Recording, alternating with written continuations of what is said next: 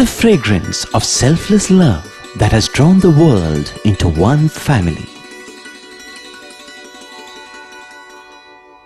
The truth of an eternal message that has been revealed through every act and word.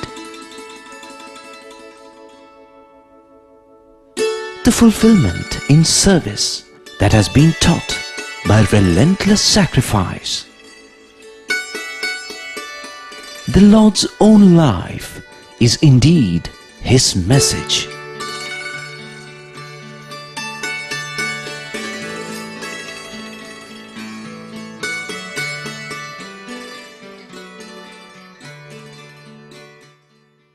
Sai Ram, and welcome to the special serial entitled The Message of the Lord.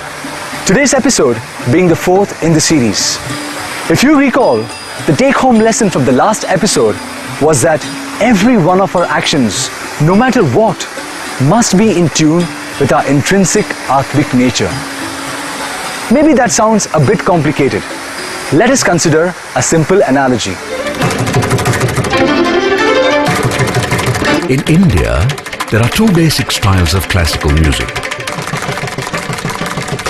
Hindustani music, which is popular in the north, and Carnatic music, which is popular in the south. Central to both of these is an instrument called the tambura, which essentially supplies a drone and helps the musician to remain on key. When the musician sings or plays an instrument, the musician must not go off-key. When music goes off-key, here is how it sounds. That was not very pleasant, was it? It is the same sort of thing in life. Here, Satya and Dharma are like the basic drone provided by the tambura. And no matter what the action is and who performs it, it must always be aligned to truth and righteousness. No one is exempt from the king to the pauper, and this applies 24/7, period. That's not very complicated, is it? By the way, this is a universal rule, and this same rule applies to all. That is precisely why Swami often tells us that there is no such thing as Indian truth, Pakistani truth, American truth, and so on. సత్యం అనేటువంటిది America సత్యము, Germany సత్యము, Japan సత్యము, India సత్యము, పాకిస్తాన్ సత్యము అనే సత్యముల ప్రత్యేకత లేదు. Truth cannot be divided as American truth, Indian truth, Pakistan truth or Chinese truth. అన్ని దేశముల యందు సత్యం ఒక్కటే. In all nations, truth is one. అట్టి సత్య మార్గమును మనము దైవముగా విశ్వసించి మనం ఆరాధన చేయాలి. Truth is to be recognized as God. We have to. ఈనాడు లోకములో ఇన్ని విధమైనటువంటి అవస్థలకు గురి కావటము, ఇన్ని పరిస్థితుల ప్రభావము లేచిపోవటము, దీనికంత మూల కారణము సత్యమును తప్పిపోవటమే మూల కారణం. The main cause why the world is trouble torn and is undergoing so many adversities today is because we have forgotten truth. The amazing thing is that though the basic principle is really very simple, in practice people hardly ever seem to remember it and follow the principle. And that is where all problems arise. Why does one forget something that is so simple and not at all difficult to remember? But before that, there's an even more basic question. Why should I follow Satya and Dharma? Why should I be true to the Atmic principle?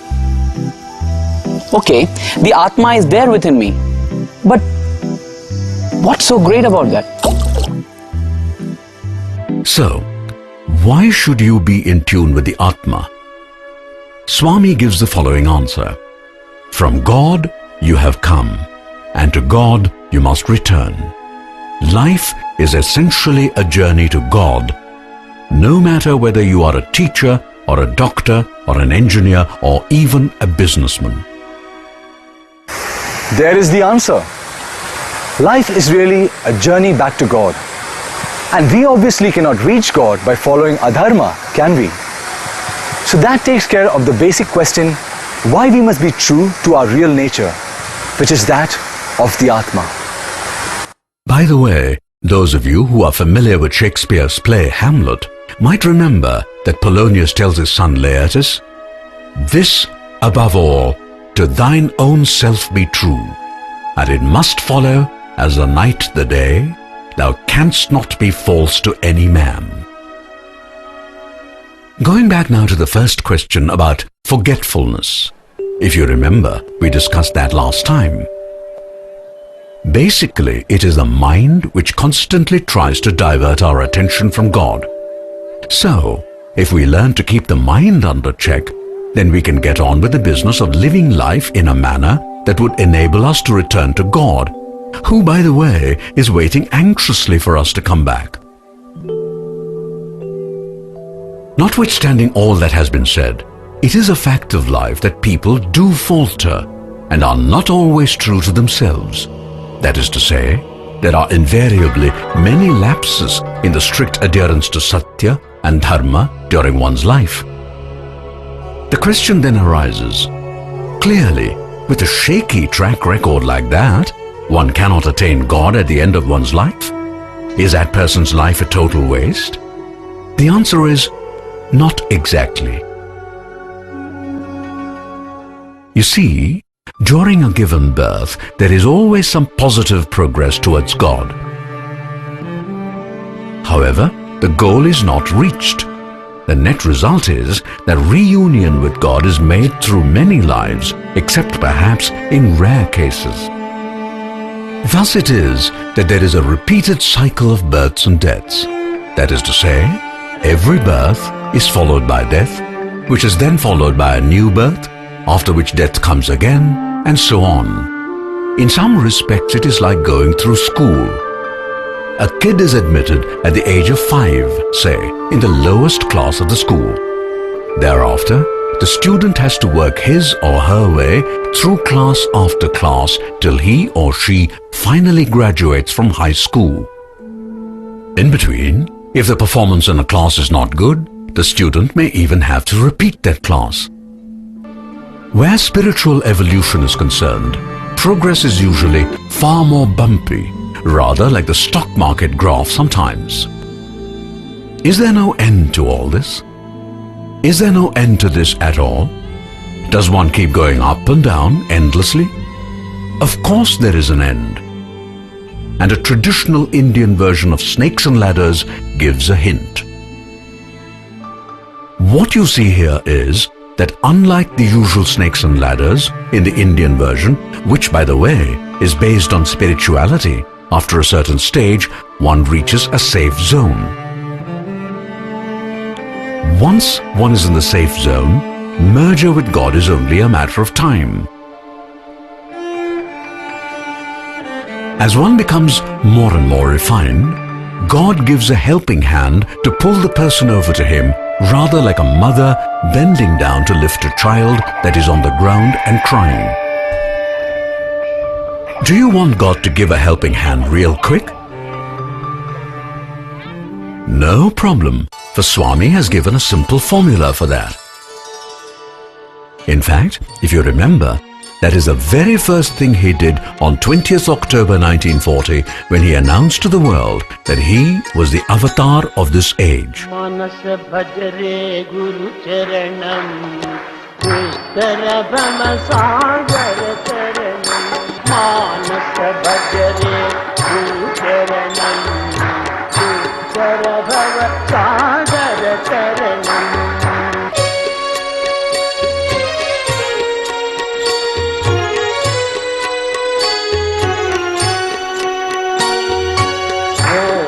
Shivaya, Om Namah Shivaya, Om Namah Shivaya, Shivaya Namah. In a nutshell, Swami says, always think of me and constantly chant my name, and that should help you navigate safely through the storms life inevitably throws up. This is the simplest way of breaking the cycle of repeated births and deaths. If you think about it, it is all a bit strange, really. I mean, here we are, constantly hailing Swami as God, and all the time he says, "My dear child, This is all you have to do to become one with me. In fact, I'm waiting to extend my hand to you. But the sad thing is that you are making hardly any effort to come towards me. Why on earth is that? Here is Baba really trying hard to help us, and we don't want to grab his helping hand. Why? Swami himself has given the answer, and in brief it is that though we swear that we love Baba and all that, in truth we are really more attracted by the so-called goodies of the world than Swami's teachings. Swami explains it all as follows. He says, take a look at a really very young baby, just a few days old, say. Sometimes, for no apparent reason, the baby smiles. What is the baby smiling about? It is too young to know anything about the world, and yet it is smiling. The reason why the baby is smiling is because it is in touch with God from whom it has come. It is smiling because it is in communion with the Atma, which is its true nature. Do you understand? Do you follow? Swami continues, O man, your true nature is the Atma, and Atma is bliss. So if you want to be happy, seek bliss, which would come to you only if you tune yourself to the Atma. But what do? The wrong thing. As a tiny baby, you seek me. But when you start growing up, you become fascinated by the world and start seeking happiness there. This starts in childhood, becomes a habit, and persists when you grow older. Result? God becomes a lower priority than the world because you think that the attractions of the world would give you more happiness than God.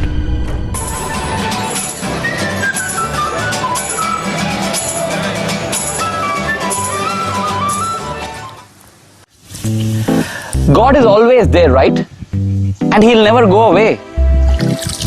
So what's the hurry to rush him up? In the meanwhile, what's wrong if I have some fun? That precisely is how humans land up in trouble. And once you are in trouble, you cry for me saying, "Oh Swami, where are you? Can't you see I'm in deep trouble? Why don't you help me?" And so on. My dear fellow, I was always there in your heart, but did you ever bother to give me even a tinku? Ask yourself that question first. So there it is.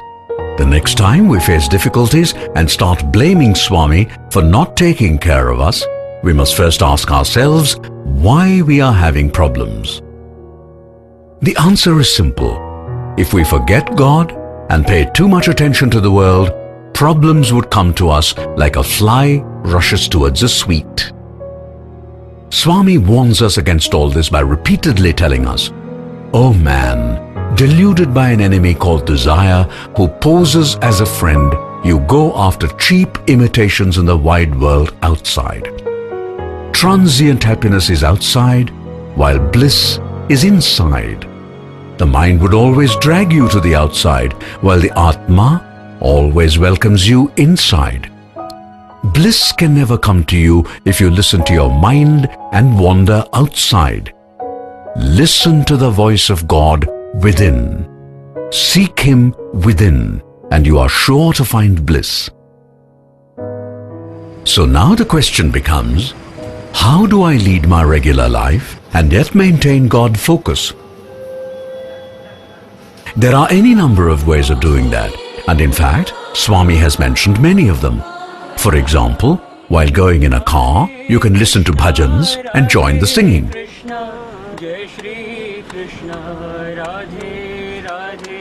You can try and help others and thus engage in service. This is another.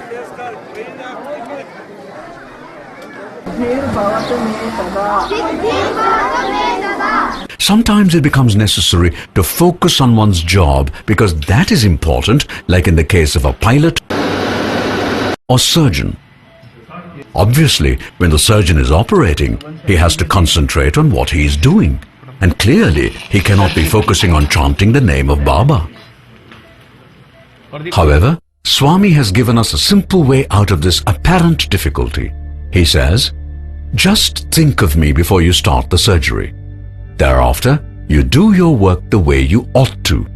And when it is all over, just say a word of gratitude to God. That is all.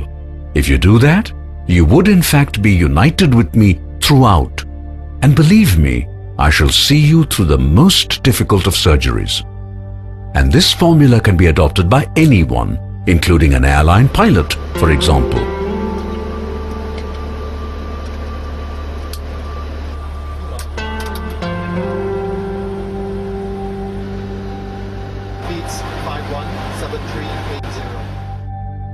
But you know something?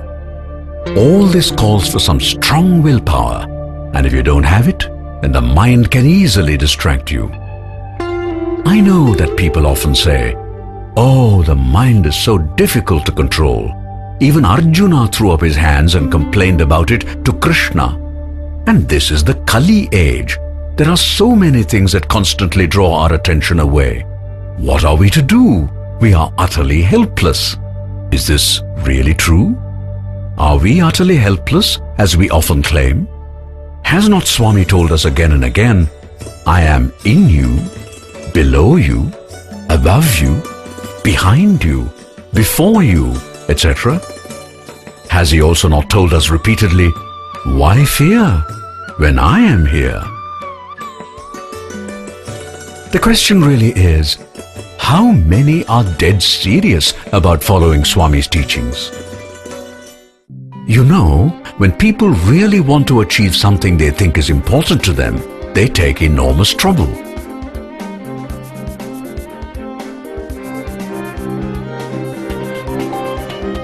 People do all sorts of things to get into the Guinness Book of Records. I do not know if you can quite see it, but here in this photo, a man is walking on a rope wire strung between the Twin Towers in New York before they came down on 11th September 2001. Take a look at the plane flying above.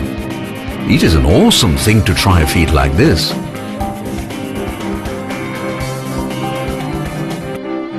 People do all sorts of things just to become famous. We are not criticizing such people, but merely trying to tell you that when a person is determined to do something, often that person is ready to sacrifice a lot to achieve that goal. So the question is, if one is ready to do all sorts of risky things just to become famous, why not do something that would not only please God, but also bring us closer to Him and to bliss? Sai प्रसन्न होगा साई मेरा मैं तेरा ये प्रेम की बहती धारा. In short, if we are serious about loving Swami, then we must ask ourselves, as Baba wants us to, do I ever cry whenever people blatantly flout Dharma? So the bottom line really is, deep in my heart, do I really ache for God? It is always easy to connect to Baba, no matter where one is. As he says, I am always available on call 24/7, no matter where you are. You do not need a laptop or a cell phone to contact me. My connection to you is heart to heart, and Om is my phone number. In fact, you can use any name of God and you are sure to reach me. And if you dial me with full faith, not partial faith and doubts, mind you, then be assured that I shall and will rush to your help. That is the take-home lesson of this episode. God is our only true friend, and He's available on call 24/7, provided we place perfect and unconditional trust in Him. Well, that is all that we have for today. Thank you for being with us, and we do hope that you're enjoying our presentation. Do join us again tomorrow. Jai Sai Ram.